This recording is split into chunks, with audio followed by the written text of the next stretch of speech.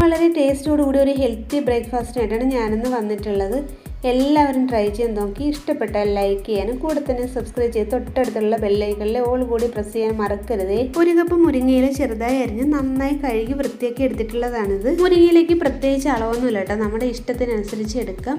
കൂടുതൽ വേണമെന്നുള്ളവർക്ക് കൂടുതൽ എടുക്കാം, കുറവ് വേണമെന്നുള്ളവർക്ക് കുറച്ച് എടുക്കാം. കൂടുതൽ ചേർത്താലും കുഴപ്പമൊന്നുമില്ല കേട്ടോ. ഒരു കപ്പിന് 2 കപ്പ് മുരിങ്ങയില വേണമെങ്കിലും നമുക്ക് ചേർക്കാം. ഇനി നമുക്ക് ഈ മുരിങ്ങയില ഒന്ന് സ്റ്റീം ചെയ്തെടുക്കാം.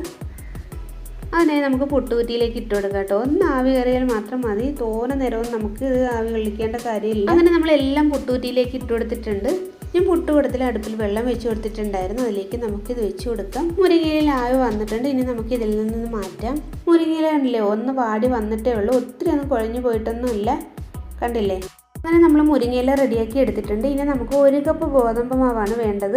ഞാനിപ്പോൾ ഇവിടെ 1 കപ്പ് എടുക്കുന്നുള്ളൂ, നിങ്ങൾക്ക് നിങ്ങളുടെ ഇഷ്ടം അനുസരിച്ച് അളവനുസരിച്ചൊക്കെ എടുക്കാം. ഇനി നമുക്ക് ഇതിലേക്ക് പാകത്തിലുള്ള ഉപ്പും കൂടി ചേർത്ത് കൊടുത്ത ശേഷം സാധാ വെള്ളം ഒഴിച്ച് നന്നായിട്ടൊന്ന് കുഴച്ചെടുക്കണം. അങ്ങനെ നമ്മളത് നന്നായിട്ടൊന്ന് കുഴച്ചെടുത്തിട്ടുണ്ട്. ഇനി നമുക്ക് പകുതി മാവ് ഇതിൽ നിന്ന് മാറ്റി വയ്ക്കാം.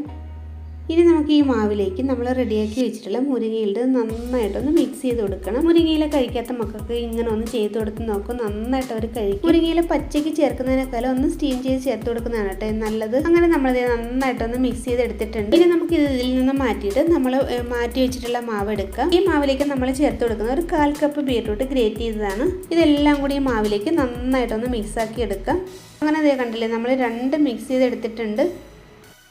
നമുക്കിനി ഈ ഷേപ്പിൽ ഈ അളവിൽ ഓരോ ബോൾസുകളാക്കി എടുക്കാം. അങ്ങനെ അതേ കണ്ടില്ലേ, നമ്മളെല്ലാം ഒരേ അളവിൽ റെഡിയാക്കി എടുത്തിട്ടുണ്ട്. ഇനി നമുക്കിതെല്ലാം കൂടെ ഒന്ന് സ്റ്റീം ചെയ്തെടുക്കണം. അതിന് വേണ്ടിയിട്ട് അല്പം ഓയിൽ നമുക്കിതിലേക്ക് ബ്രഷ് ചെയ്ത് കൊടുക്കാം. നമ്മളത് വെച്ച് കൊടുക്കുമ്പോൾ ഒട്ടി പിടിക്കാതിരിക്കാൻ വേണ്ടിയിട്ടാണ് കേട്ടോ ഇങ്ങനെ ചെയ്യുന്നത്. അങ്ങനെ നമ്മളെല്ലാം ഇതിലേക്ക് വെച്ച് കൊടുത്തിട്ടുണ്ട്. ഇനി നമുക്കിത് മൂടി വെച്ചൊന്ന് സ്റ്റീം ചെയ്തെടുക്കണം.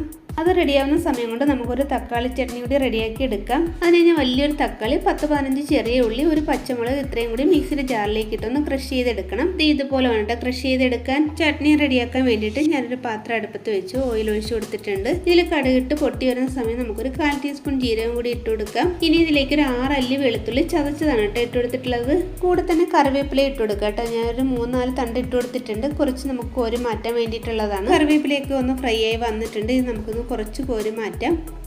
ഞാനൊരു പകുതി കറിവേപ്പില ഇരുന്ന് മാറ്റിയിട്ടുണ്ട്. അതിനുശേഷം നമുക്കൊരു 1/2 ടീസ്പൂൺ കാശ്മീരി ചില്ലി പൗഡറാണ് ഇട്ട് കൊടുത്തിട്ടുള്ളത്. ഇതൊന്ന് മിക്സ് ചെയ്ത് കൊടുത്ത ശേഷം നമ്മൾ ക്രഷ് ചെയ്ത് വെച്ചിട്ടുള്ള ഉള്ളിയും തക്കാളിയൊക്കെ ചേർത്ത് കൊടുക്കാം. ഇത് നന്നായിട്ടൊന്ന് മിക്സ് ചെയ്ത് കൊടുത്ത ശേഷം നമ്മൾ ഇതിലേക്ക് കളറിന് വേണ്ടിയിട്ട് ഒരു 1/4 കപ്പ് ബീറ്റ്റൂട്ട് ഗ്രേറ്റ് ചെയ്താണ് ചേർത്ത് കൊടുക്കുന്നത്. ഇനി നമുക്കിത് നന്നായിട്ടൊന്ന് മിക്സ് ചെയ്ത് കൊടുക്കാം. അങ്ങനെ നമ്മൾ നന്നായിട്ടൊന്ന് മിക്സ് ചെയ്ത് കൊടുത്തിട്ടുണ്ട്. ഇനി നമുക്ക് കുറച്ച് നേരം ഒന്ന് മൂടി വെച്ച് കൊടുക്കാം. ഒരു 2-3 മിനിറ്റ് കഴിഞ്ഞിട്ടുണ്ട്. നമുക്കൊന്ന് തുറന്ന് നോക്കാം. അതിൻ്റെ വെള്ളമൊക്കെ ഒന്ന് വറ്റി വന്നിട്ടുണ്ട്. ഇതേ കണ്ടില്ലേ, നന്നായിട്ടൊന്ന് വെന്ത് വന്നിട്ടുണ്ട്. ഇനി നമുക്ക് ഇതിലേക്ക് ഒരല്പം വെള്ളം ചേർത്ത് കൊടുക്കണം. ഒരു 1/2 കപ്പ് വെള്ളം നമുക്കിതിലേക്ക് ചേർത്ത് കൊടുക്കാം. ഒരു 1/4 കപ്പ് വെള്ളം നമ്മൾ ചേർത്ത് കൊടുത്തിട്ടുണ്ട്. ഇനി ഒരു 1/4 കപ്പ് വെള്ളം കൂടി ചേർത്ത് കൊടുക്കണം. ഇത്ര വെള്ളം മതി. ഇനി നമ്മളിതിലേക്ക് വെള്ളമൊന്നും ചേർത്ത് കൊടുക്കണ്ട, നന്നായിട്ടൊന്ന് തിളച്ച് വരണം. ഇനി ഇതിലേക്ക് നമുക്ക് പാകത്തിലുള്ള ഉപ്പ് ചേർത്ത് കൊടുക്കാം. നമ്മുടെ കറിയിൽ ബീറ്റ്റൂട്ട് കൂടി ചേർത്ത് കൊടുത്തപ്പോൾ നല്ലൊരു കളറ് കിട്ടിയിട്ടുണ്ട്. കറി നന്നായിട്ടൊന്ന് തിളച്ച് കുറുകി വന്നിട്ടുണ്ട്. ഈ സമയം നമുക്ക് ഇതിലേക്ക് തേങ്ങാപ്പാലാണ് കേട്ടോ ചേർത്ത് കൊടുക്കേണ്ടത്. നല്ല കട്ടി തേങ്ങാപ്പാലാണ് ഞാൻ ചേർത്ത് കൊടുത്തിട്ടുള്ളത്. ഇനി തിളയ്ക്കേണ്ട ആവശ്യമില്ല. നന്നായിട്ടൊന്ന് ചൂടായി വരുമ്പോൾ നമുക്ക് ഫ്ലെയിം ഓഫ് ചെയ്ത് കൊടുക്കാം. അങ്ങനെ നമ്മുടെ കറിയും റെഡി ആയിട്ടുണ്ട്. വളരെ പെട്ടെന്ന് റെഡിയാക്കാൻ പറ്റുന്ന എന്നാൽ നല്ല ടേസ്റ്റോടുകൂടി ഹെൽത്തിയായ ഒരു ബ്രേക്ക്ഫാസ്റ്റ് ആണ് കേട്ടോ. എല്ലാവരും ഇതുപോലെ ഒന്ന് ട്രൈ ചെയ്ത് നോക്കുക.